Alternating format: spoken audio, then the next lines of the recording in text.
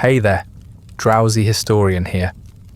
Tonight we're stepping into a different kind of nightmare, not one drenched in blood or echoing with screams, but something quieter, softer, more polite.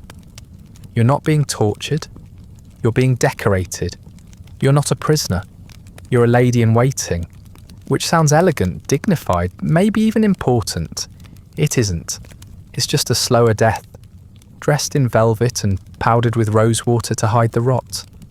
You'll be expected to smile while starving, flirt without meaning it, and stand perfectly still for 6 hours while your feet scream beneath you.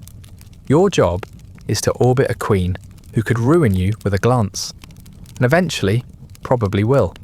So before the gossip turns poisonous and you're quietly erased from court records, go ahead and like the video and subscribe. But only if this is the kind of historical misery you enjoy falling asleep to. Leave a comment with where you're listening from and how long you think you'd last without collapsing in the privy. Personally, I'd fake a faint and run. Now settle in, breathe slowly, and practice your curtsy. Let's begin. You've made it.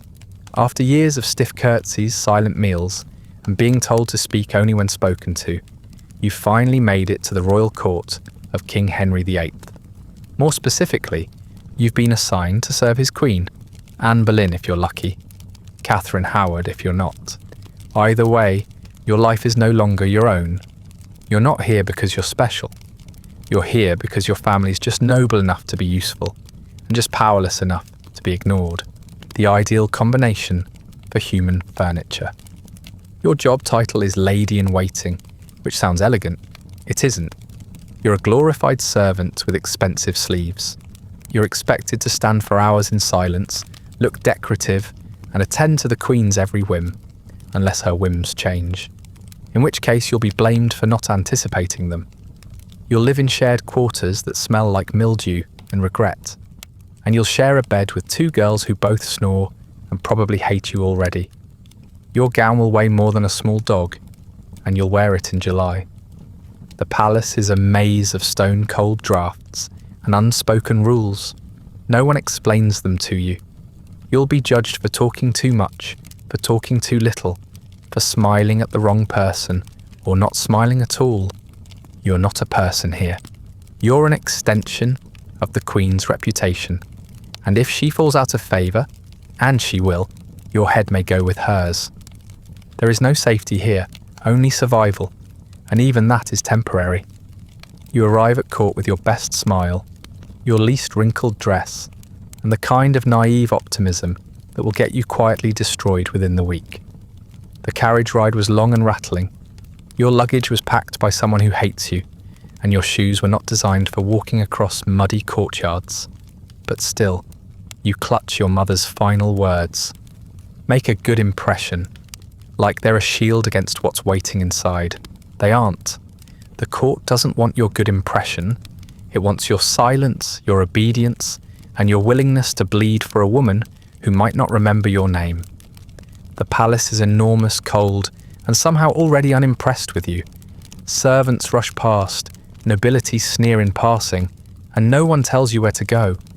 Eventually, a woman with 2 tight sleeves and a face like soured milk calls your name without looking up from her parchment. She takes one glance at you, sighs with disappointment, and gestures for you to follow. You try to ask a question, something simple, like where you'll be staying, but she shushes you like a naughty child. Speaking already? Dangerous move. You're off to a great start. Your room, if we're being generous with the term, is a shared space the size of a livestock stall, with a low ceiling, 1 drafty window, and 3 other women who assess you, like they're deciding whether to eat you or just let you rot quietly. You smile at them. 1 frowns, another snorts. The 3rd doesn't bother acknowledging you at all. You're assigned the bed closest to the chamber pot, which turns out to be the one perk of arriving last. It's the only one not infested with visible lice. Probably. You're not given time to unpack. You're not given time to rest. You're stripped, literally, in the corner of the room, by a bored maid who mutters something about fleas and sin, and then douses you with water that smells faintly of onions and regret. She hands you a gown that looks like it was made for someone taller, richer, and significantly more dead. It's too tight in the bodice, too loose at the waist, and missing 2 buttons in the back. You're told it will do for now. You nod because that's what you're expected to do. Your ribs scream, you do not. Your shoes are replaced with something flatter and uglier. Your hair is brushed aggressively into a style that's less about fashion and more about submission. You're powdered until you smell like a rose that's been stomped on by a sweaty nobleman. You thought this moment, your arrival, your first day, would feel like a coronation. It feels more like an auction. You're cleaned and dressed not for comfort, but for display. You belong to the Queen now, or more accurately, to her chamberlain, who might allow you to breathe in her presence if you behave. You're taken through the winding, echoing halls and deposited outside the Queen's apartments. You're not invited in, you're not introduced, you're told to wait, and so you do, standing on cold flagstone in a dress that itches and pinches and smells faintly of the last girl who wore it. You wait for 27 minutes while courtiers brush past you as though you're furniture. One of them coughs directly in your face and doesn't even blink. That's the kind of place this is.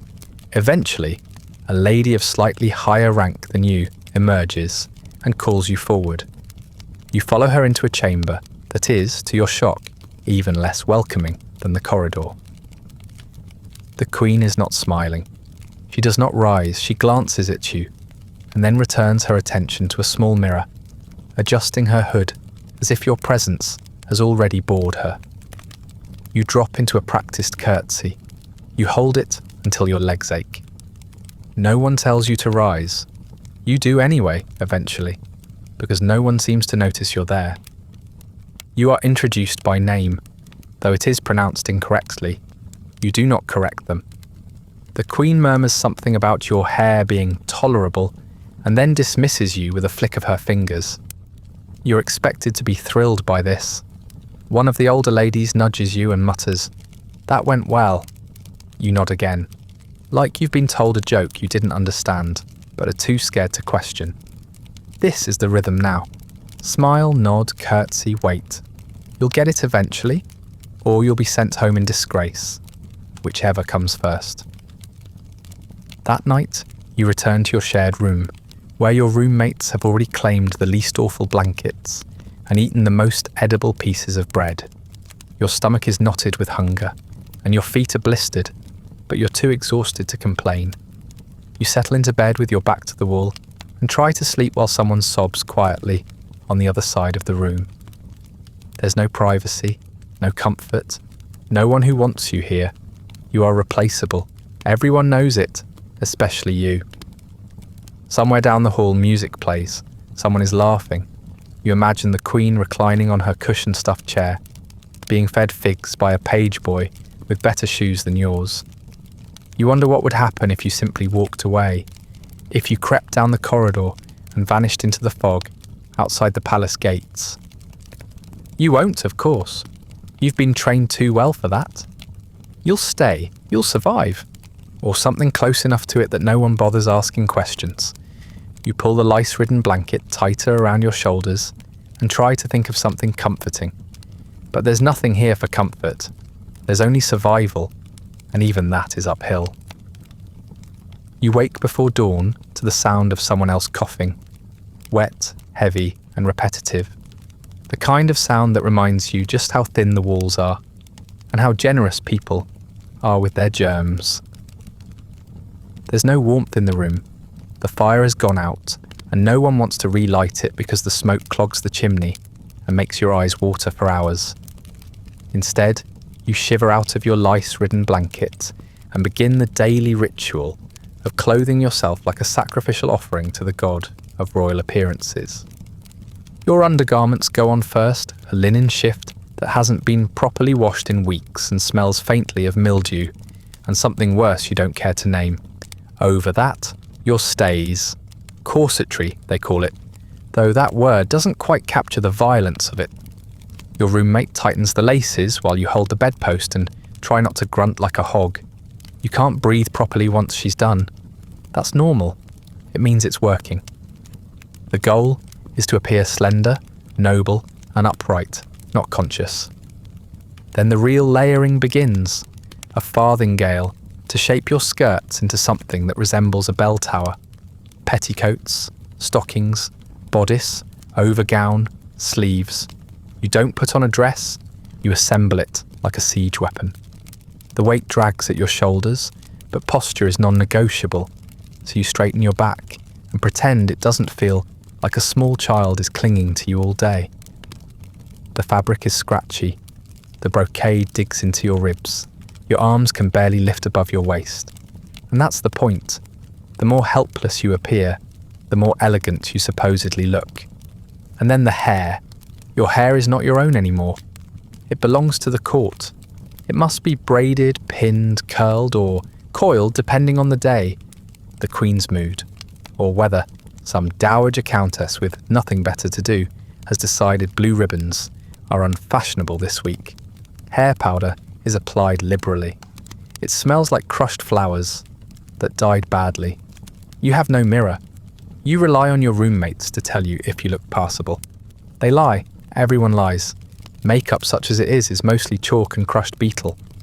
A pale face means status. It says you don't have to labour in the sun or interact with the outdoors at all. It also means you look vaguely ghost-like, which is a trend now, apparently. Rouge is allowed, but only if it doesn't make you look common. What exactly counts as common changes hourly. 1 minute you're radiant, the next you're overheated. Either way, you don't get to decide. You get to endure. There is no soap. Not real soap anyway. You dab at your neck and wrists with rose water or vinegar, depending on what you can sneak from the apothecary.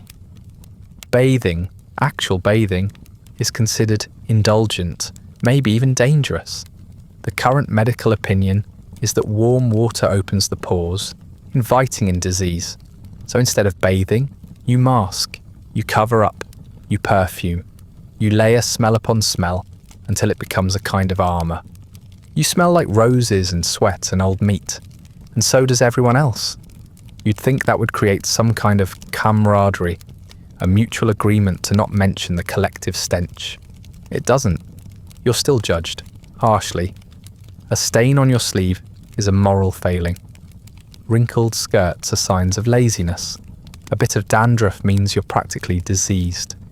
Women who barely eat and sleep still manage to whisper about how your cuffs look less than fresh. You develop paranoia over collars. You begin checking hems obsessively.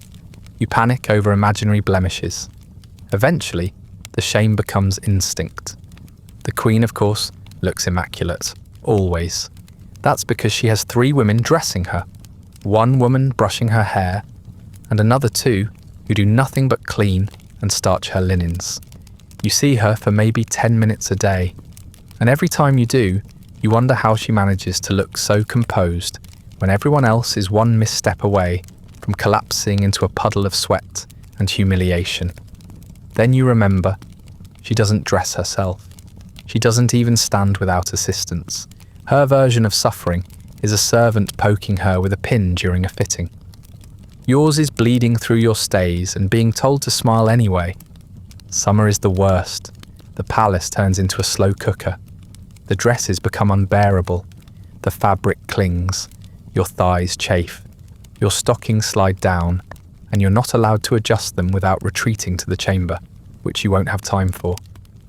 You sweat in silence, pretending not to feel the trickle down your spine or the damp patch growing behind your knees. No one talks about it. You're just expected to endure. And to remember that it could be worse. At least you're not one of the scullery maids who faints weakly in the kitchens and is dragged outside like a sack of flour. You once overheard a foreign ambassador describe English women as elegant and fragrant. You're not sure who he met, but it wasn't anyone in your hallway. You're not fragrant. You're a combination of human decay and cosmetic bravado. Your dress hasn't been properly washed in 3 months, because laundry is expensive, and drying clothes in English weather is a joke. You spray more rose water. It helps for 5 minutes. Then the sweat wins again. Every step you take echoes through layers of fabric and expectation. You can't run. You can't bend. You can barely sit without needing help to get back up. You are trussed and powdered, corseted and coiffed, until your entire body becomes a performance. One that never ends. One that no one claps for. And if you're lucky, if you do it all just right, no one will notice you at all. Which is, in the end, the closest thing to safety you'll get. There's a schedule, though no one has written it down. It lives in the minds of the senior ladies and in the eyes of the chamberlain, who seems to know instinctively when it's time to parade, pray, or pretend something unremarkable is worth applauding. Your days are long, repetitive, and somehow still exhausting. They begin with standing, lots of standing. Standing beside a door, standing behind a chair, standing in a line while the queen picks a necklace or scolds someone for bringing the wrong velvet wrap. Your feet go numb quickly, but you are not allowed to shift your weight too obviously. Sway, and you look drunk. Slump, and you look bored. Faint, and you look dramatic. None of these are acceptable. Occasionally, you're allowed to sit. This sounds like a blessing, but it isn't. Sitting is ceremonial. You sit when the queen sits, at her command, and usually just long enough for your legs to begin tingling. Then you stand again. You're not here to rest. You're here to create an atmosphere, one of attentive elegance and silent adoration. If the queen sighs, you must look concerned. If she sneezes, you must bless her. If she says the venison was a touch dry, you must pretend that's the most daring opinion anyone has ever voiced. Your own opinions are not welcome. You will not be asked what you think about the political situation in France or the rising tension with the Northern Earls. You will not be consulted on religion, architecture, poetry, or anything else that might suggest you have an interior life. You will, however, be asked whether Lady Pembroke's new sleeves are flattering, or whether you noticed that Lady Margaret's waist has expanded somewhat since last spring. These are the only subjects on which your voice carries any weight: fashion and scandal. The two pillars of female utility. The Queen spends most of her time doing very little, but she does it with great importance. You watch her embroider half a flower for 3 hours. You watch her stare into a polished mirror for longer than some peasants live. You hold her comb, her mirror, her prayer book. You hand her rings when she wants to fidget. You listen when she talks about her aching joints or her suspicions about one of the maids. You nod sympathetically, but never with too much enthusiasm, lest she think you're mocking her. You laugh politely when she tells a story she's told 8 times this week. You are, in essence, furniture with facial expressions. Sometimes she lets you do her hair. This is meant to be an honour. It's also a test. If the pins are too tight, you've offended her. If they're too loose, you're incompetent. If she catches you looking bored in the mirror, she'll remember it and bring it up later, probably in front of someone important. You've learned to perfect the art of the soft smile, the one that says, you're attentive, but not intrusive, admiring, but not threatening. It hurts your cheeks, you do it anyway. There's embroidery too, of course, endless embroidery. You work on the same strip of floral trim for weeks, stitching until your fingers blister, because God forbid the Queen's new gown have 1 inch of unadorned fabric. You sit beside her while she works on her own piece, or pretends to, while you do most of the actual sewing. She says she finds embroidery calming. You find it tedious and hand-cramping, but you nod, as if she's just revealed a profound universal truth. That's the game. She plays at being engaged. You play at being invisible. When court visitors arrive, foreign dignitaries, envoys, or the occasional unlucky poet summoned to read some badly composed flattery, you are expected to be part of the backdrop. Smile. Listen. Don't speak unless introduced, and even then speak softly, and only to praise something. The Queen's dress, the King's judgment, the glorious English weather, even if it's raining sideways through a cracked window. You are an ornament to the Queen's magnificence, and you must shine exactly as much as she wants you to. No more. The irony is you're constantly visible, but never truly seen. Everyone knows your name, but no one uses it unless it's to summon you. The men at court might leer or whisper, but they'll never write sonnets for someone like you. The senior ladies might give you orders, but they won't remember your birthday. You are not meant to be memorable. You are meant to blend in. If you disappear tomorrow, someone else will take your place by morning. No one will ask where you went. You're reminded of this invisibility most clearly during meals. Not the grand banquets. You're not important enough to sit at those, but the daily ones, the informal ones, where you're allowed to eat in shifts. The Queen eats first, slowly, with 10 eyes watching her for cues. You hover, waiting for her to be satisfied, before sneaking off to eat whatever's left. Sometimes it's dried bread soaked in wine. Sometimes it's something grey. You eat fast, in silence, and then return to your post before anyone notices you're gone.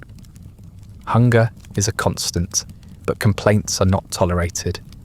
You're fortunate to be here after all. What no one tells you, and what you quickly learn, is that being a lady in waiting is not about usefulness or competence. It's about presence. Controlled, inoffensive, utterly replaceable presence. You exist to fill space gracefully. You are not here to be interesting.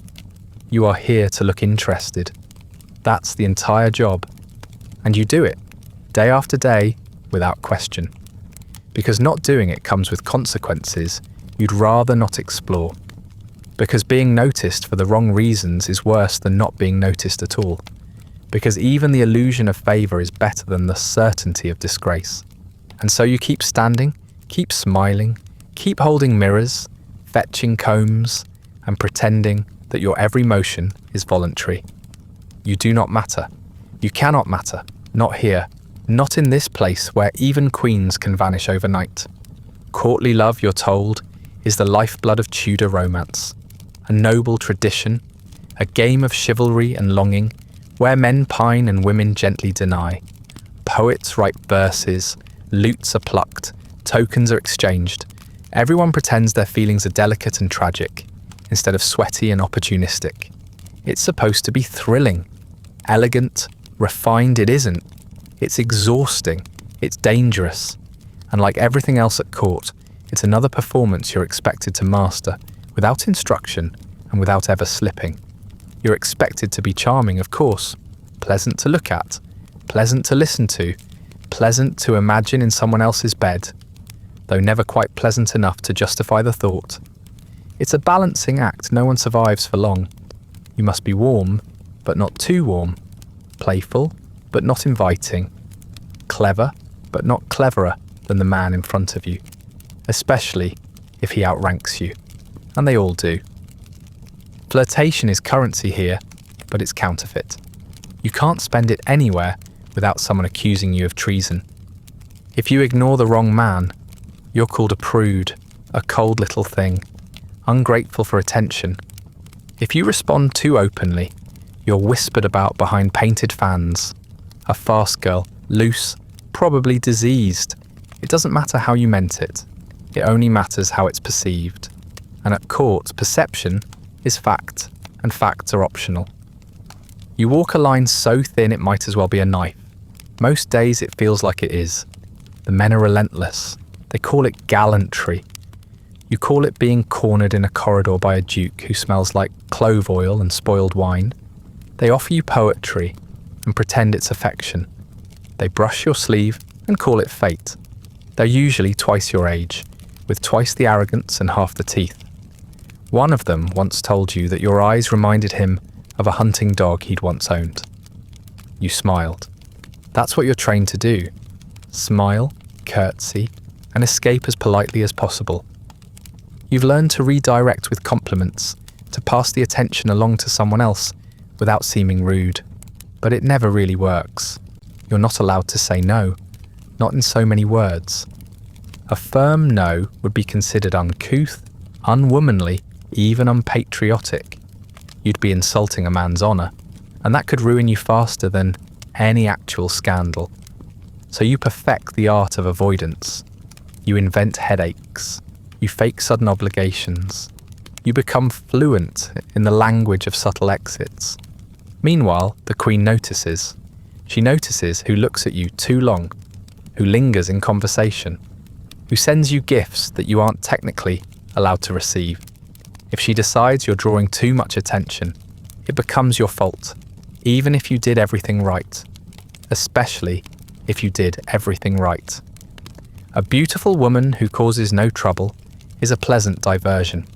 A beautiful woman who might become competition, that's a liability, and liabilities don't last long. There are stories, half-whispers and cautionary tales of ladies who got too close to the wrong man. One was caught exchanging letters with a married courtier.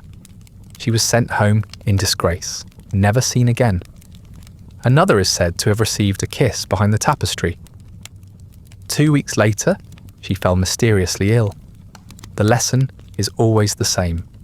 Do nothing, and if something happens anyway, deny it, disappear, or die. Those are your options. The king himself is the unspoken horror behind all this. If he looks your way, you're supposed to be honoured.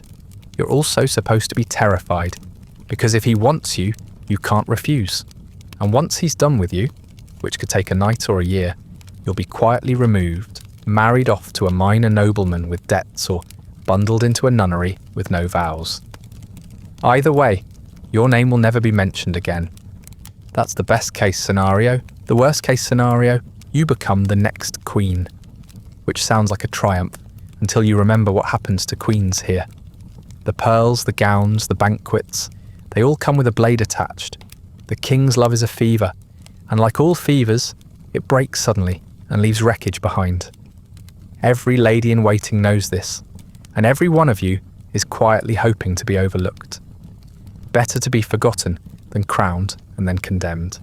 Even among your fellow ladies, love is a liability. If you actually fall for someone, really fall, you're doomed. Because now you have something to lose, a secret to protect. And secrets are a kind of currency too, but the kind that tends to explode in your face. You've seen it happen. A glance too long, a letter mislaid, a careless touch in the garden. The gossip spreads faster than plague, and there's no inoculation. Your name will be stained long before anyone bothers to ask if the story is true. And yet, in this miserable little ecosystem, a strange truth takes root. Loneliness is constant, but affection is rare.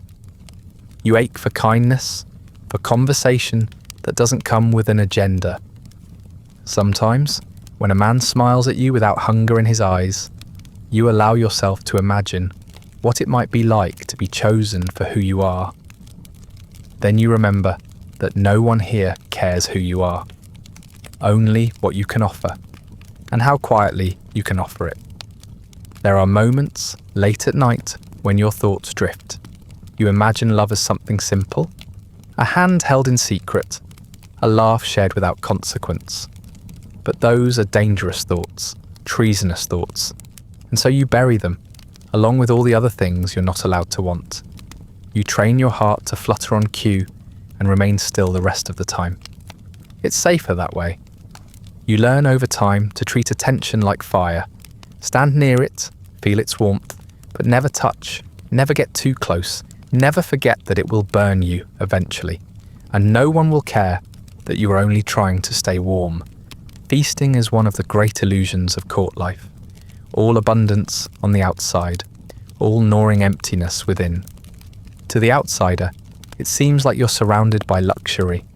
Platters piled with roasted meats, towers of marzipan shaped like castles, sweet wine poured until the floor becomes sticky.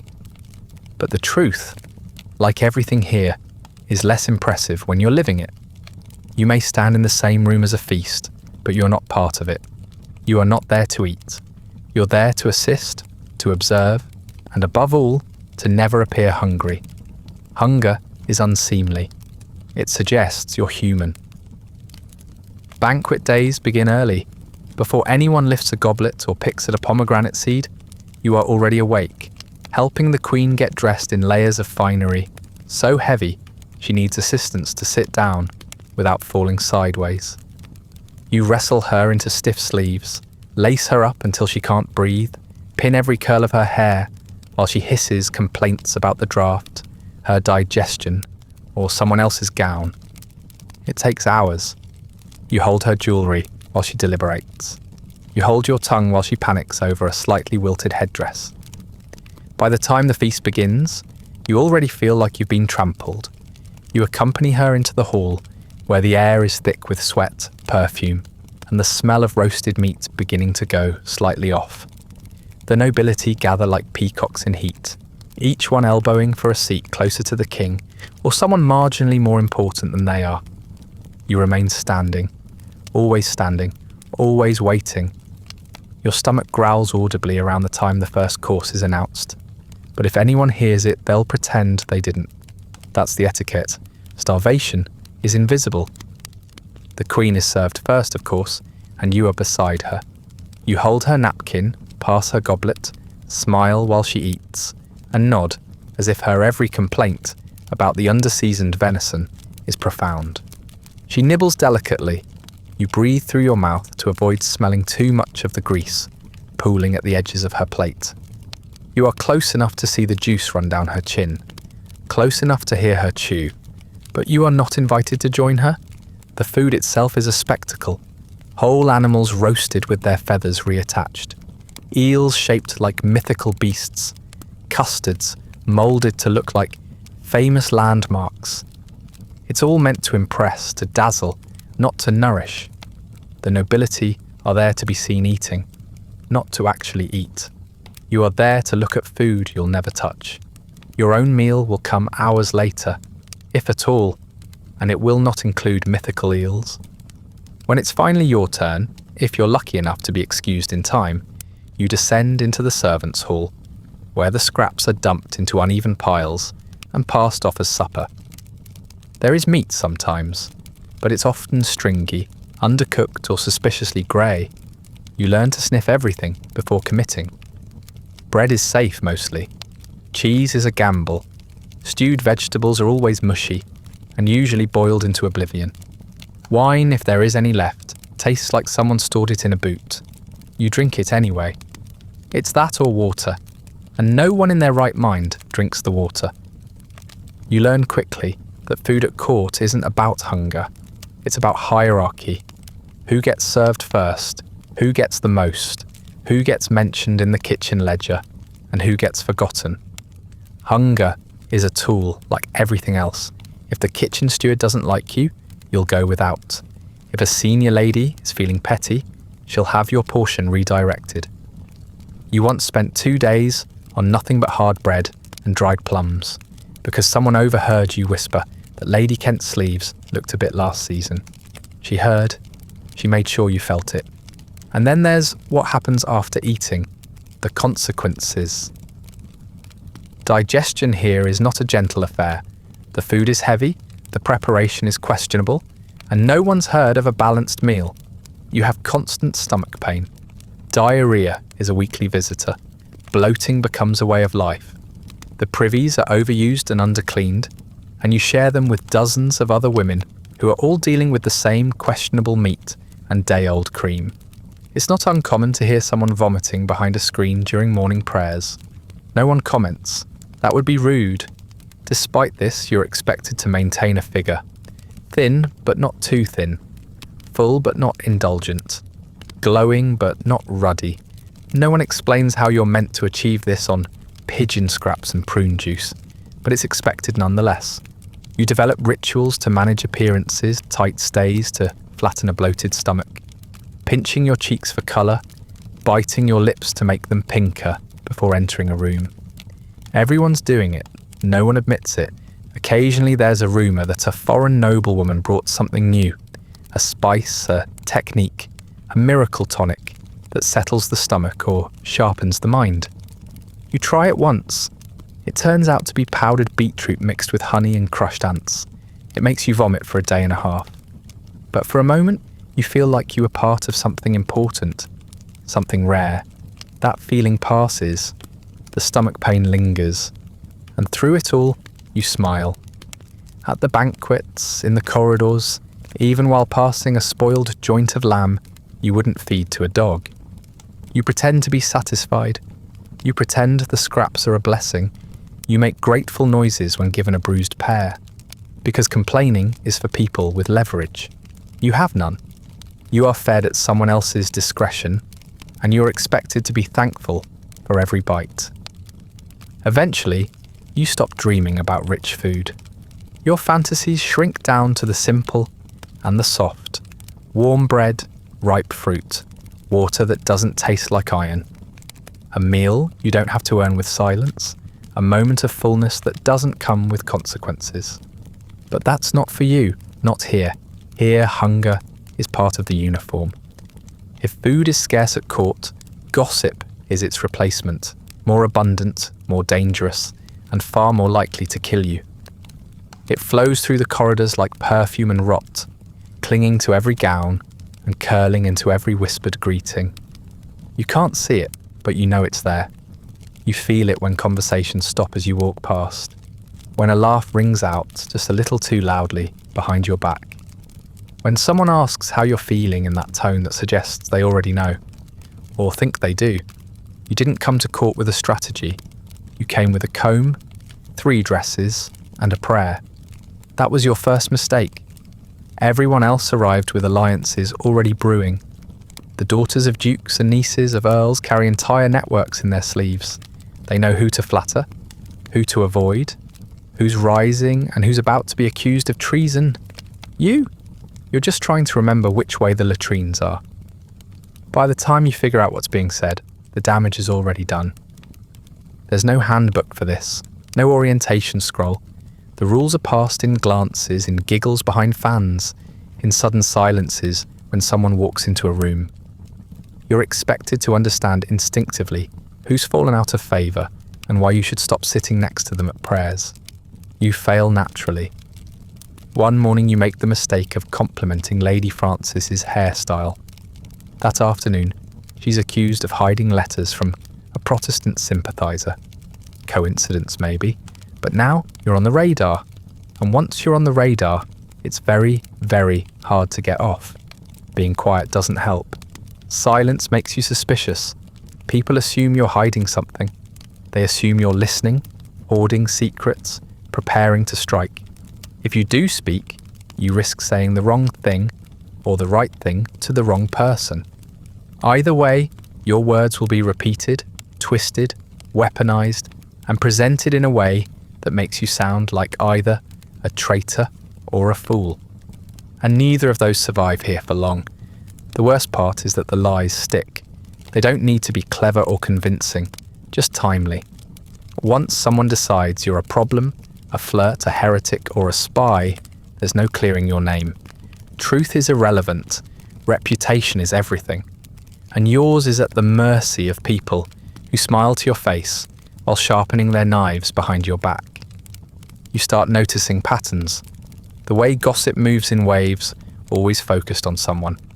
One week it's Lady Anne and her mysterious absences. The next, it's Lord Suffolk's daughter and the rumour that she cried in front of the Queen. You listen, not because you enjoy it, but because you need to know what's safe to say, and more importantly, what isn't. Every conversation is a trap, and you don't even know who's setting it. Your fellow ladies in waiting are not your friends. At best, they are neutral. At worst, they are strategists using you as a stepping stone. They'll ask leading questions with sweet voices. Did you hear what the Queen said about Lady Margaret's gown? Do you think Lord Russell spends too much time with the chambermaids? Don't answer. Don't smile. Don't blink. Even silence can be interpreted as agreement. An agreement can become evidence. Eventually, someone accuses you of something. It doesn't matter what. Maybe you rolled your eyes at the wrong moment. Maybe you laughed a little too loudly. Maybe someone else needed a distraction. You're pulled aside, questioned gently by someone with dead eyes and a very long memory. You deny everything, of course. But denial sounds defensive. You're told to be more careful. You nod. You thank them. You walk away knowing it won't matter. You try to build alliances, but it's like stitching a garment made of cobwebs. Nothing holds. The moment someone more useful comes along, you're dropped. You learn to keep your thoughts shallow and your expressions shallower. You say things like, "What a beautiful morning," and Her Majesty looks radiant today, and hope no one notices the exhaustion in your voice. You're becoming fluent in saying nothing at all. You begin to hate the sound of laughter, not because it's cruel, though it often is, but because it means you've missed something.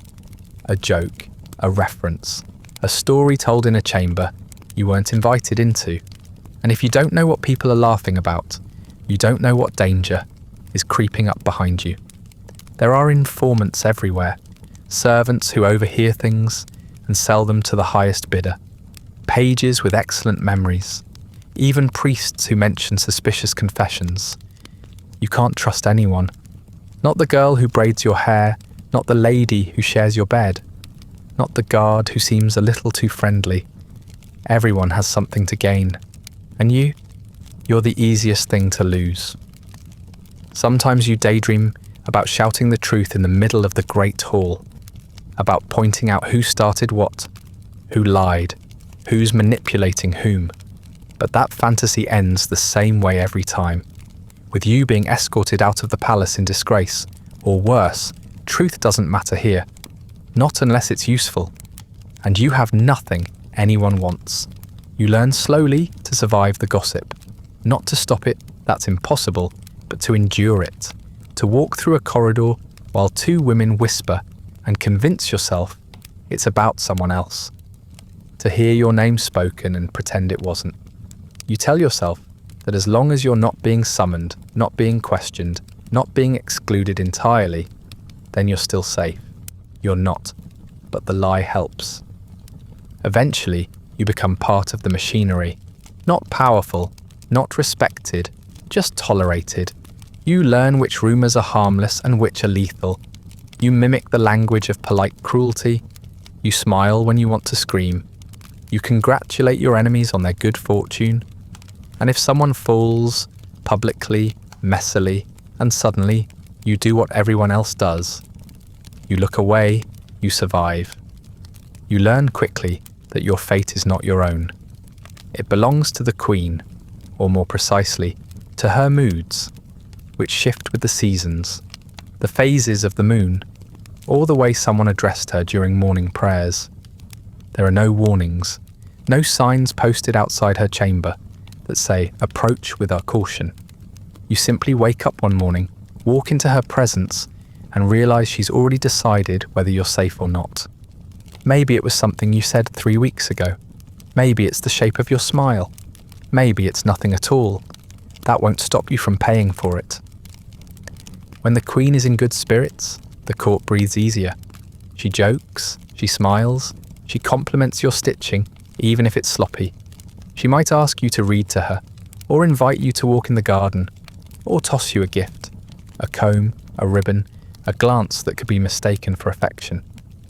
It's tempting to believe you've done something right, that you've earned a shred of her favour, but you haven't.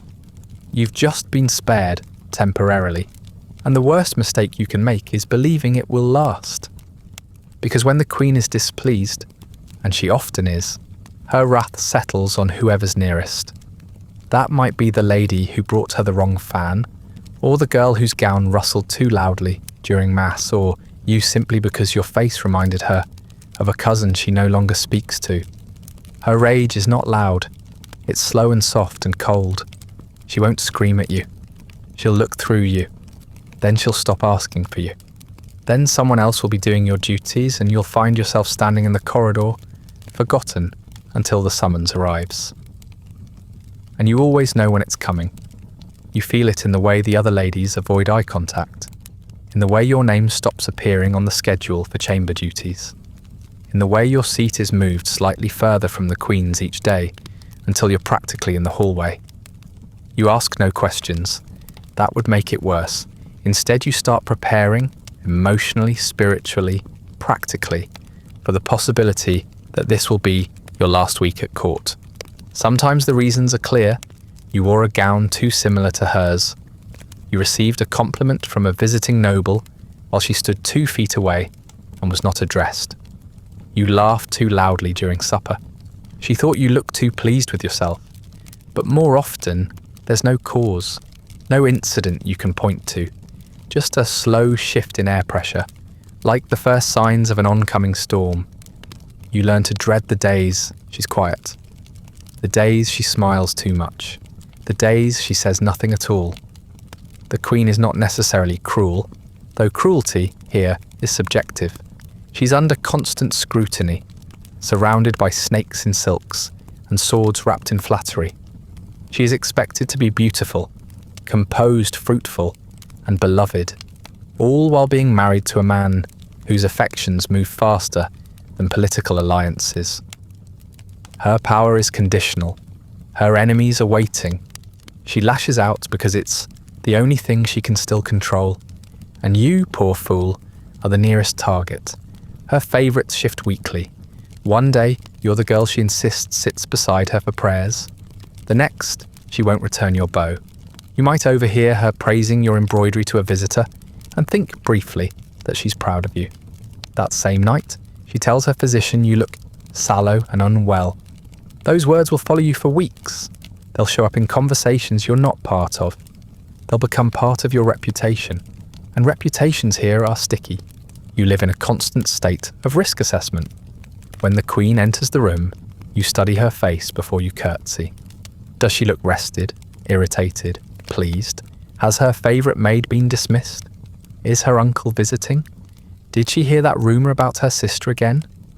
All of it matters. You adjust accordingly.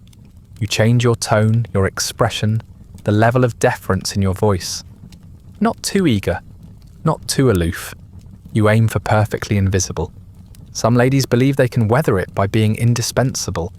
They rush to fulfill every command, flatter her without pause, agree with her even when she contradicts herself mid-sentence.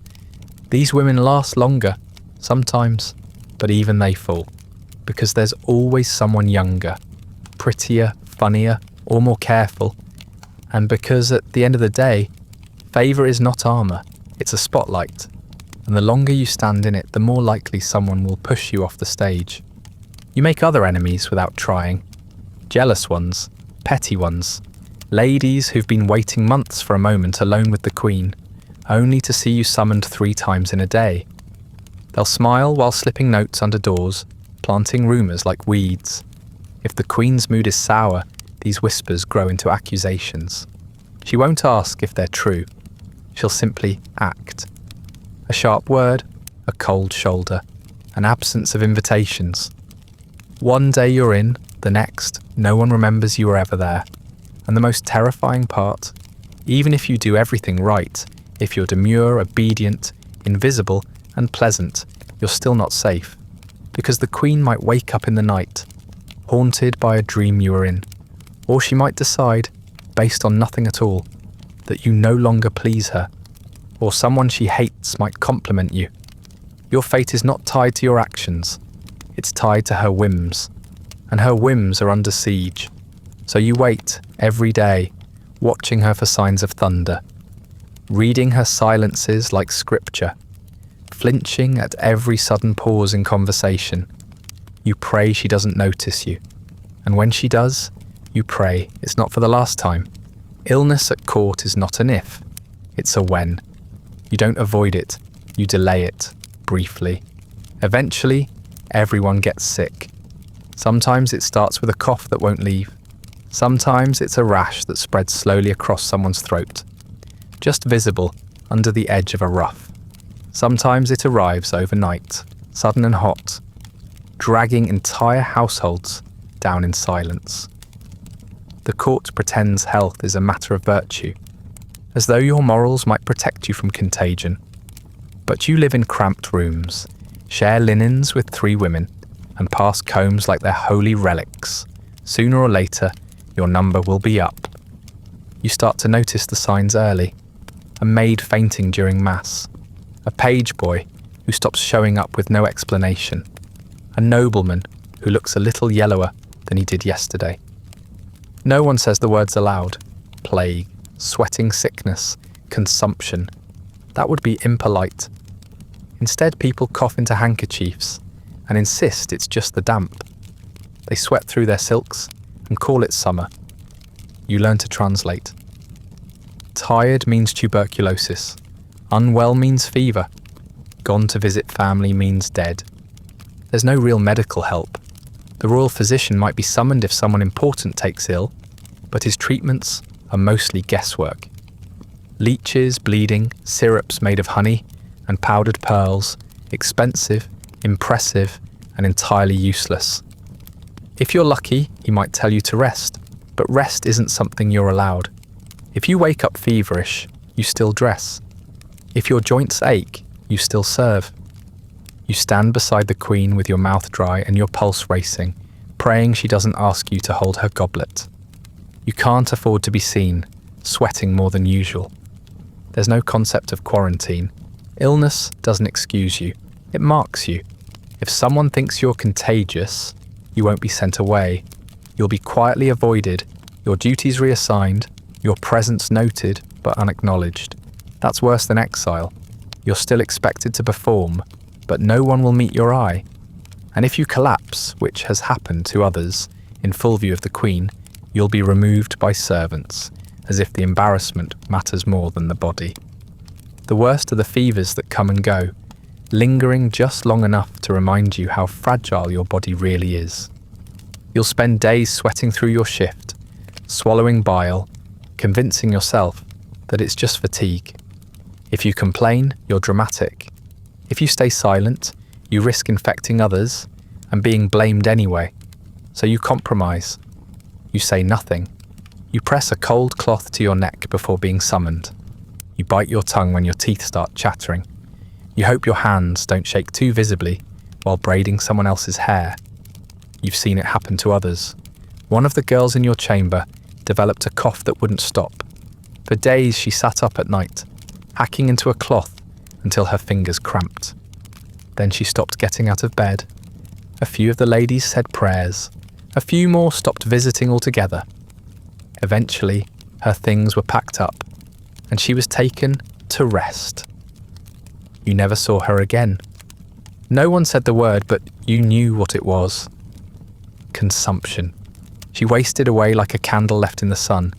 Then there's syphilis, the court's favourite unspoken epidemic.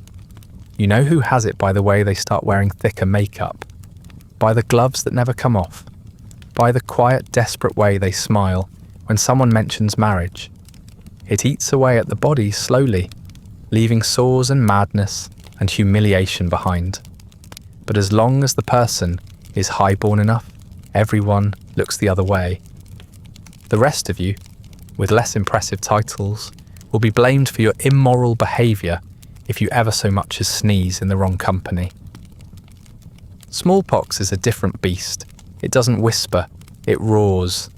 When it hits, the whole court knows. Faces vanish, rooms are sealed. There's panic, but not enough to actually do anything about it. Too many people are too important to be moved, and if someone survives, they return marked. Pockmarked skin is the scarlet letter of the survivor, proof that you were touched by death but not claimed. Those who can't hide the scars often disappear anyway. No one likes a reminder. You begin carrying little charms, ribbons soaked in vinegar, herbs sewn into your sleeves, prayers folded into your bodice. You don't believe they work, but they make you feel like you're doing something, and that matters. You wash your hands more often, even though the water smells metallic and likely isn't clean. You avoid sharing combs when you can. You press your lips together tightly when someone coughs nearby, as if you can keep the sickness out with sheer willpower. But none of it works. One day, your throat goes dry. Your head aches. Your skin flushes with heat. You pretend you're fine. You perform your duties, slow but steady. You sip wine to hide the shaking. You sit when no one's looking. You tell yourself it's nothing, and for a while, that helps, but it doesn't change what you know deep down. You're going to get sick. You're going to suffer. The only question is how much and whether you'll walk again when it's done. Because here, illness isn't just physical, it's political. The Queen cannot afford to have sick attendants. Your presence suggests weakness. If she's surrounded by coughing girls with pale faces, people begin to talk. They'll say she's cursed or careless or unclean, and so you become a liability. And liabilities, as you've seen, don't last long. There is no recovery at court, only survival. And even that is temporary. Love, in theory, is supposed to be the grand reward, the thing that makes the rest of the misery bearable. It's what the poets sing about, what the playwrights immortalize, what the court pretends to admire. They dress it up in verse and metaphor, wrap it in flowers and sighs, and insist it's the purest of virtues.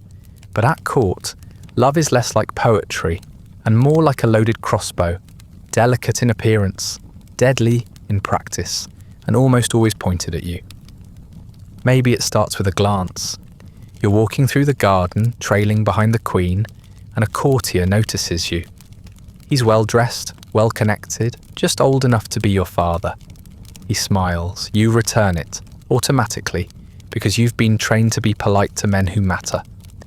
The next day, he finds a reason to speak to you, asks you about the Queen's health, or compliments your embroidery, or mentions some book you've definitely never read, but nod along with anyway. You're not stupid. You know what's happening. You just don't know how far it will go. If the Queen doesn't notice, you might be spared. He might lose interest after a few days, or shift his attention to someone younger, blonder, richer. You'll be relieved, humiliated, but relieved. Because the moment the Queen becomes aware, the moment she senses you might be drawing even a fraction of the attention that should be hers, the ground beneath you begins to crack. It doesn't matter if you've done nothing. It doesn't matter if you didn't ask for it. Your guilt is assumed. Your innocence is irrelevant. Sometimes the Queen reacts subtly. She stops looking at you, stops asking for your help, removes you from her inner circle without a word. Other times, she reacts with surgical cruelty, a comment about your appearance delivered in front of guests, an accusation whispered into the King's ear, a sudden reassignment to some distant, irrelevant task. You'll find yourself delivering messages to the laundry or spending hours cataloguing fabrics in a freezing storage room.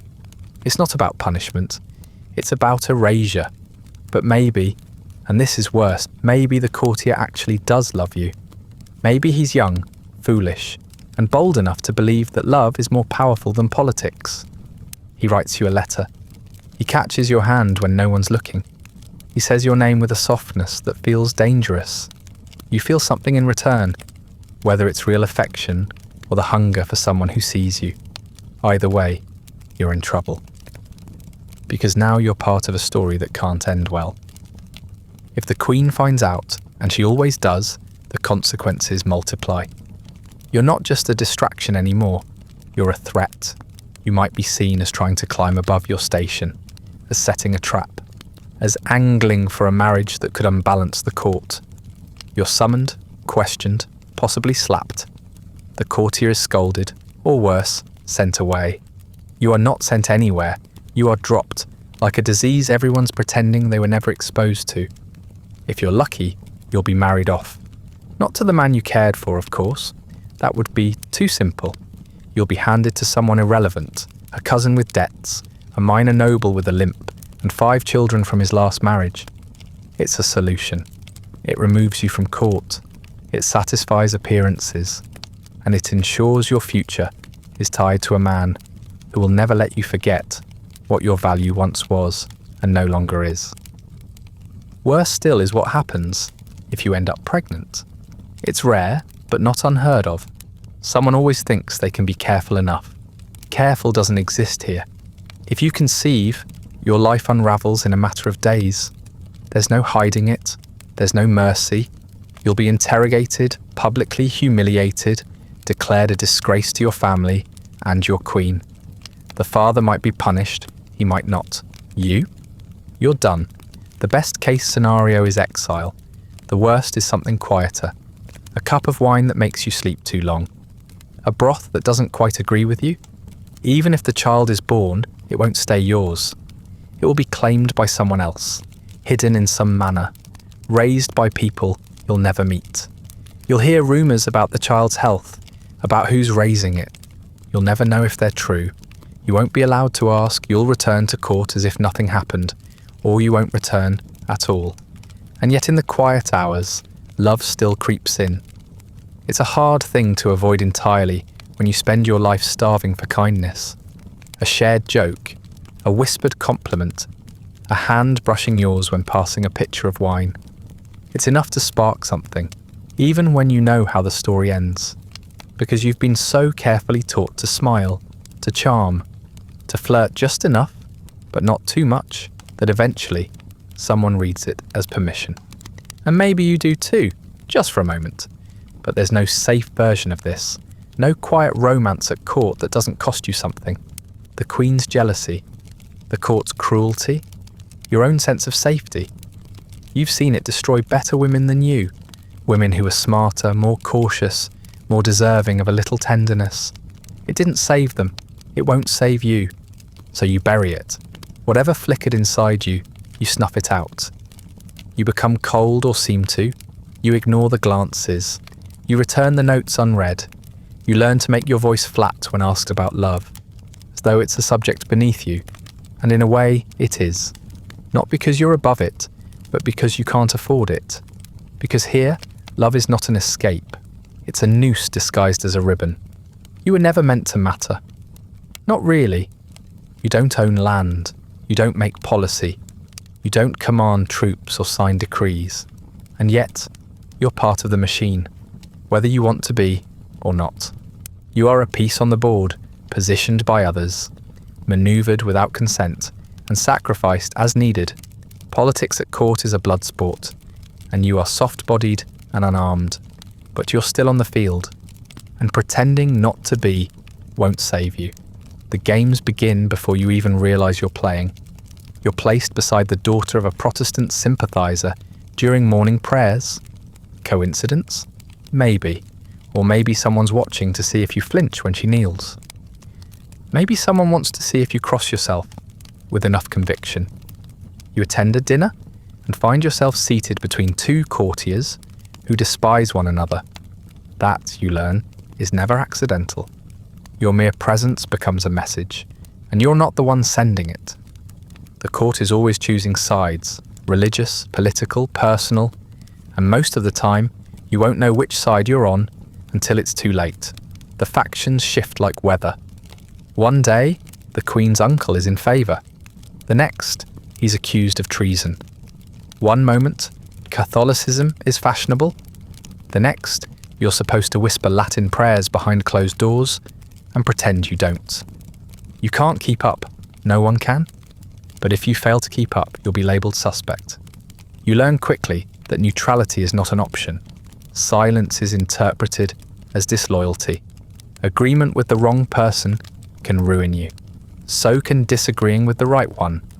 You're constantly balancing, constantly calculating. Every word you speak might echo into someone else's conversation. Every expression you wear might be studied from across the room. You smile too much at the wrong nobleman, and now someone thinks you're part of his household's agenda. You furrow your brow at a poorly timed joke, and now you're being called humourless by a duchess whose husband is under investigation. Treason, here, is not an act. It's a rumour. It starts as a whisper in the gallery, grows legs in the chapel, and is fully formed by supper. It doesn't need to be true. It just needs to sound like it could be. And once it's out there, it clings like smoke. You know a girl, bright, charming, careful, who once rolled her eyes after the Queen complimented the King's latest war effort. It was the smallest gesture. No one even noticed, until someone did. 3 days later, she was gone. The official reason was illness. The unofficial reason was questionable loyalty. You didn't ask for clarification. You just nodded and agreed that it was a tragedy. Marriage is another battlefield. Not yours, not directly. You're not important enough to be part of the major negotiations, but your presence is a tool in those negotiations. You're shown off, paraded, placed beside certain men at certain events, not because anyone cares what you want, but because it suits someone else's strategy. Your virginity is a bargaining chip, your silence an asset. You are decoration in a game of dynastic power.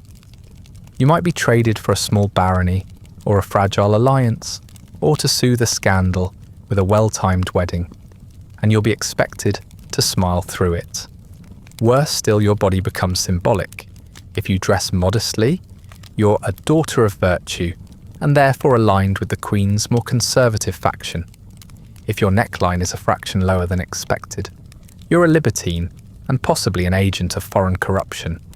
If you refuse to dance at a feast, you're cold and ungrateful. If you dance too freely, you're making a mockery of your station. It is impossible to simply exist. Every part of you, posture, speech, companions, appetite, is interpreted, analysed, and used as evidence. And when accusations fly, as they always do, you are not given a chance to defend yourself. You're not consulted, you're informed, if you're lucky. If not, you simply find your name being whispered, like a warning. Your bed moved to a distant room, your duties reassigned without explanation. That's how you know you've been caught in someone's game. You don't even get to know the rules until you've already lost. You tell yourself you'll stay invisible, that if you don't align too closely with anyone, if you keep your head down and your hands busy, you'll be safe. But invisibility doesn't work here. If you fade too far into the background, you become suspect. Why so quiet? Why so removed? What are you hiding? Court wants you present, but not prominent. Submissive, but not voiceless. Devoted, but not threatening. You're not a person. You're a balance. A fragile one. Even your family can be a liability. You receive a letter from your cousin, and suddenly people remember he once attended a meeting with a man who was later executed for heresy. You're told to distance yourself. You're not told how. So you stop replying to letters. You stop mentioning your name. You pretend you have no opinions on your homeland, your religion, your blood. You erase yourself in tiny pieces, hoping it will make you harder to target. Sometimes, in a rare moment alone, you try to remember who you were before you came here, what you believed in, what you wanted. But it's all been rewritten, not by you, but by the people who use your face to play their games. You are no longer a girl from a middling family with a good singing voice and a fondness for poetry. You are now, depending on who's speaking, a spy, a seductress, a devout Catholic, a secret Protestant, a pawn of the Queen's faction, a tool of her enemies, or just someone who knows too much. You can't win. That's the part no one tells you when you arrive. There is no victory, no prize for staying alive. The best you can hope for is to survive without attracting too much attention, to fade into the wallpaper, blend into the furniture, and pray that when the next political storm arrives, you won't be dragged into the middle of it. You won't always succeed. No one does. But for now, you keep your voice low, your face blank, and your loyalties as invisible as your ambition. There are many ways to fall from grace at court, but none so swift and absolute as pregnancy. Not treason, not blasphemy, not even public disrespect of the Queen herself. A swollen belly where none should be is enough to end your life as you know it. Because here, pregnancy isn't just a personal matter. It's a scandal, a weapon, and worst of all, undeniable proof that something happened. Something physical, something shameful. And as always, it will be your fault. There is no path through it that doesn't end in ruin. If you're unmarried, it's the end of your reputation. If you're married and the child isn't your husband's, it's the end of your safety. If the father is a nobleman, it's an embarrassment. If the father is a king, it's a threat. Either way, the story becomes yours to bear alone. The man will vanish into silence or sanctimony. You will be the cautionary tale, the ambitious girl who flew too close, the immoral temptress, the careless fool. Of course, no one ever asks whether you had a choice. Consent is irrelevant. The court doesn't care if you were seduced, coerced, or simply exhausted into compliance. If you ended up with child, the assumption is that you invited it, that you schemed, that you tempted a man into his own downfall. There is no innocence, only guilt, measured in months. The signs come quietly at first, a missed bleeding, a wave of nausea, a sudden shift in appetite. You try to ignore them. You pray, bargain, plead with your own body to be mistaken. You tell yourself it's the food, the stress, the endless hours standing without rest. But deep down, you know. And once you know, the fear settles in. Not just of discovery, but of what comes after. Because even if you're never exposed, you'll still carry it. Every step will become a calculation. Every glance a risk. If the Queen finds out, her reaction will depend on how useful you are. If she hates you already, she'll use it to have you removed. If she likes you, she might look the other way, briefly, before quietly distancing herself. Either way, you'll be questioned, not gently. Your body will be talked about in rooms you're not allowed into. Your name will be passed between courtiers like a curse. They'll want to know who, when, how. They'll assume the worst, then punish you for confirming it. The court has its own forms of interrogation. You won't be shackled, you'll be summoned, again and again. Your story will be picked apart by women who've trained their entire lives to smell lies. Your expressions will be studied for inconsistencies. If you're lucky, you'll be called to speak only to the Queen's senior ladies. If you're not, it will be the Privy Council. Men who will discuss your body with all the gentleness of butchers examining meat. And then comes the exile. Sometimes formal, you'll be dismissed under the pretense of ill health or family matters. Other times, informal, you'll simply stop being summoned. Your meals will be moved to a separate room. Your name will vanish from the rotation of duties. The other women will stop speaking to you, not out of cruelty, but out of fear. Your disgrace is contagious. If the child is born, it will not stay yours. That's the rule. It will be taken, handed off to a wet nurse in some distant village, or claimed by the father's family if they're feeling generous. You will not be allowed to see it. You will not be told its name. If it dies, and many do, you'll be informed with a single sentence, if at all. You'll be expected to grieve privately, quietly, and never speak of it again. And then there's the matter of surviving childbirth, which, for all your fears about scandal and punishment, may still be your biggest danger.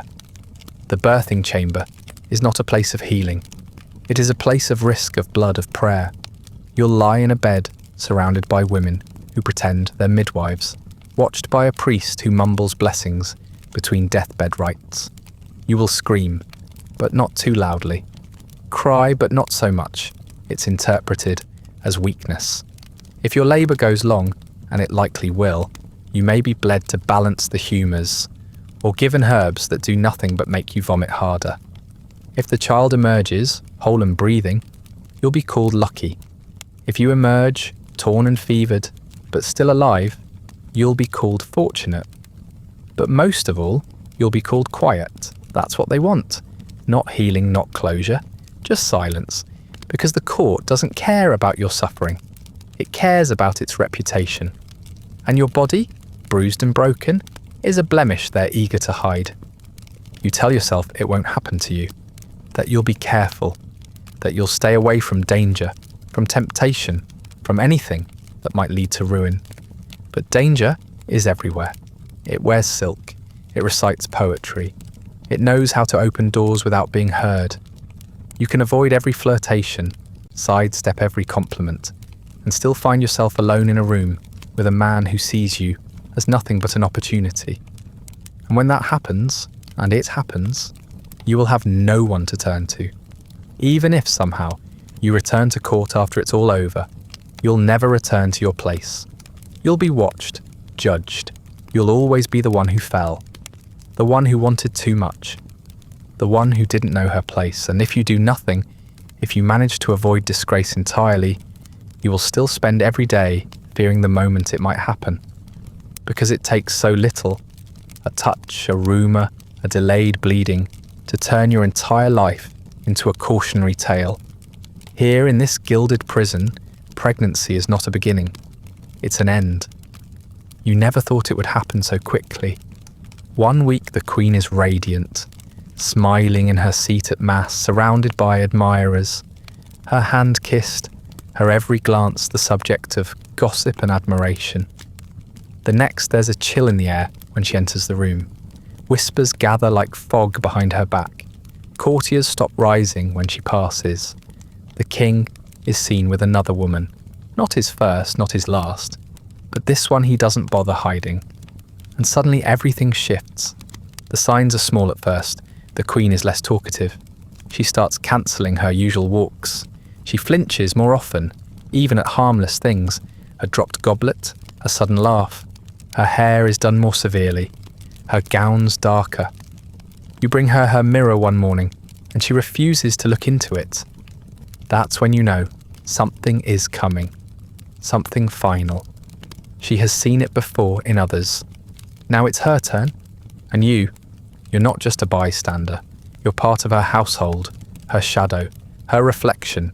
You held her veil, her gloves, her secrets. You don't get to walk away untouched. Her enemies don't just want her to fall. They want everyone connected to her to fall with her. That means you. You were close, too close. And now your name is being written in someone's ledger, under a heading that probably reads, suspected, or loyalist, or replaceable. People you once dined beside now avoid you in corridors. You're left out of conversations.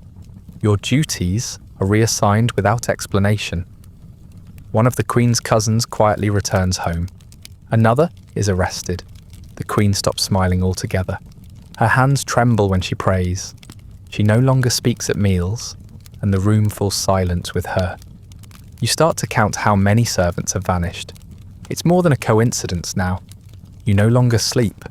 Not really.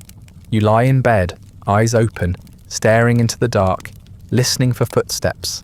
Every sound outside your chamber becomes a possible summons. You can't eat. Your stomach is too tight, too knotted.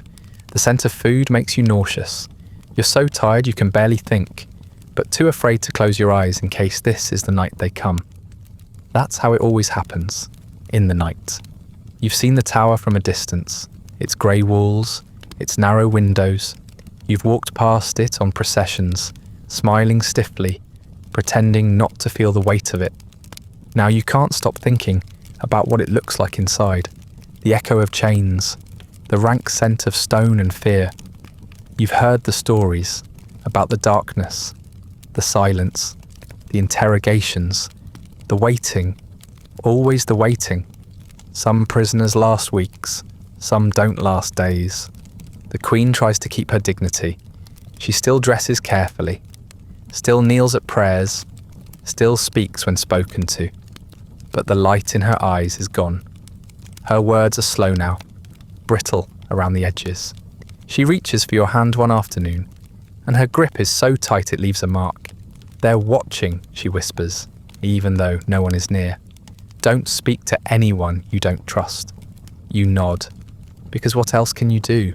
But the truth is you don't trust anyone, not anymore. Even your closest companions begin to pull away. Not out of cruelty, out of fear. They have families, futures. They're trying to survive just like you are. The Queen is a sinking ship and the court is already rowing towards shore. Everyone wants to believe they'll be spared if they keep their heads down, that the axe won't fall if they pretend not to see it being sharpened. You want to believe it too, but you've seen enough to know better. The charges come suddenly like thunder. Treason, adultery, sorcery maybe, whatever fits, whatever will stick. The Queen is confined. You are questioned. Not formally, not yet. But people begin asking where you were on certain nights, who you've spoken to, whether you noticed anything unusual. The questions are always friendly, concerned. But you know better than to believe that tone. You know the difference between curiosity and hunting. You don't cry, not because you're brave, but because your body has stopped allowing it. The fear has gone beyond emotion now. It's chemical. Your pulse is a drumbeat of panic. You jump at shadows. You speak less, breathe less, move less. The goal is to vanish in place, to become so unremarkable that no one remembers you were ever involved. You begin to prepare. You hide a small bundle of things, a hairbrush, a shift, a rosary, in case you need to run. Though where would you go? The court is the centre of everything. Beyond it lies obscurity, or poverty, or worse. But staying is also a risk. You're trapped in a maze where all the exits are locked, and every door might open into a cell. When the queen is finally taken, not executed, not yet, just removed, the silence is worse than any screaming. The court carries on, as if nothing happened. The musicians still play. The meals are still served. The king is already smiling at someone new. You're expected to do the same, to show no grief, no hesitation, no trace of loyalty. Any sign of mourning will be interpreted as guilt. You curtsy, you pour wine, you nod when spoken to, your soul screams, but no one hears it. You were never powerful, but you were close to power, and now that closeness has made you disposable. You know you'll never rise again. Not truly. You'll be tolerated if you're lucky. Forgotten if you're smart. But every door you enter now is colder, every conversation shorter. You've been touched by a fall, and that stain doesn't wash out. You learn to live with the fear, even as it becomes something else. A dull ache in the background of everything you do. You survive, but survival is no triumph. It's just the absence of death. You walk a little more carefully, speak a little less. The Queen's name becomes a memory you never mention aloud.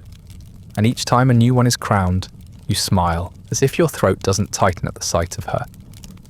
You've learned what happens to women who stand too close to power. You've learned what happens when they fall. If you survive all this, the gowns, the hunger, the whispered threats and favours, the Queen's fall and your own quiet undoing, you will leave court changed, not triumphant, not victorious, just changed. Your health will be broken, your reputation will be delicate at best, unsalvageable at worst, but your head, miraculously, will still be attached. That counts as success now. Not grace, not glory, just the continued attachment of your own skull to your neck. You will not be escorted from court with honours. There will be no ceremony. You'll be dismissed quietly, perhaps under the pretext of poor health or a convenient marriage. Your possessions will be packed by someone else. You will be given a polite nod from a lady who no longer meets your eye, and a brief letter bearing the Queen's seal, but not her signature. If she's still alive. If she's still allowed to acknowledge your existence. Most aren't. Your destination will vary depending on how thoroughly you've been ruined. If you're lucky, and luck by now feels like a joke, you'll be married off. Not to a dashing nobleman or a wealthy diplomat, but to someone distant, dull, and politically harmless. A man with just enough money to afford a wife and just enough ambition to accept one discarded by court. He'll have a modest estate, bad breath, and a collection of damp books he insists on quoting at dinner. You will listen. You will smile. Because what else is there to do? The marriage won't be happy, but it will be tolerable. That's the best most women get. You'll oversee the household, manage the servants, teach children how to sew or pray or both. You'll do your duty in bed with the lights out, your hands folded, your mind somewhere else. When the crops fail or the debts pile up, you'll smile through that too. You're good at smiling. You've had practice. Maybe you'll have children, maybe they'll live. Maybe you'll survive their births, or maybe you'll die screaming in a room full of women who call it natural, holy, even beautiful. They'll bury you with lavender and whisper that you were brave. You weren't. You were simply trapped. Like every other woman they've buried in that same patch of earth. Or maybe there is no marriage. Maybe you're too ruined, too suspicious, too inconvenient to be wed. In that case, you'll return to your family's house, if they'll have you. You'll be received with stiff embraces and silent disappointment. You'll be given a small room in the back, asked not to show your face when important visitors arrive, and reminded often that your younger sister married well and without scandal. You'll eat alone. You'll sew quietly. You'll listen to other people's lives through the wall. If you're very unlucky, you'll be sent to a convent. A quiet, cold place, filled with the ghosts of other inconvenient women. You'll pray for hours each day. You'll fast. You'll scrub floors until your hands bleed. No one will ask about your past. No one will mention the Queen or the court or the year you lost everything in exchange for nothing. You'll forget the sound of music. You'll forget the way to find clothes. Eventually, you'll forget your own name. But the most likely outcome, the one no one writes poems about, is that you'll simply fade. You won't be disgraced. You won't be martyred. You'll just be gone. Another girl who came to court and left it worse. No monuments, no mourning, no memory. Your name will appear in 1 or 2 records, misspelled. Your letters will be burned by the people who outlived you. Your story will be retold badly, and eventually not at all. And maybe that's for the best. Maybe anonymity is a kind of mercy. Court life is not a legacy. It's a wound. Those who are remembered tend to have died badly. Better to be forgotten than immortalised for your suffering. Better to rot peacefully in a churchyard than hang in a ballad about the girl who smiled too much, or loved the wrong man, or stood too close to a falling queen. You'll carry it with you, of course. The things you saw, the things you did not say. You'll remember the colours of the gowns, the sourness of spoiled wine, the weight of the silence that followed a scream.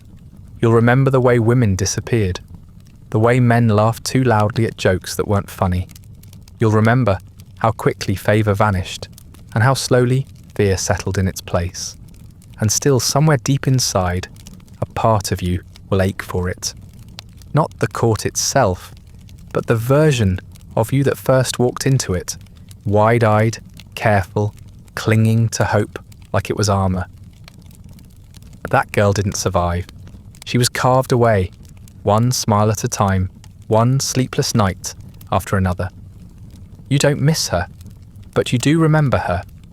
You'll walk through markets years later and see silk that reminds you of the Queen's gown. You'll hear a song that played during a banquet where someone lost their future. You'll smell rose water and have to sit down. You'll explain none of this to the people around you. They wouldn't understand. They think court life is beautiful, glorious, noble. You let them think that. It's easier, because the truth is too sad, too slow, too absurd. A life lived in velvet and silence, surrounded by jewels you could never own, and people you could never trust. A life where your worth was measured in inches, and of waist, of skirt hem, of distance from the Queen's good side. If you're lucky, you're forgotten. That's what you'll tell yourself when the nights stretch long and the memories creep back in. You're safe now. You're no one, and no one is exactly what they can't destroy. That's the end of tonight's slow velvet suffocated descent into a life you never chose. One spent curtsying until your knees gave out, smiling through starvation, and praying the Queen's mood wouldn't end your career or your life before supper. You endured lice, gossip, heartbreak, and the quiet horror of being perfectly replaceable. All for a glimpse of power you were never meant to hold. If you're still awake, feel free to like, subscribe, and leave a comment about which part of court life would have sent you packing first. Sleep well.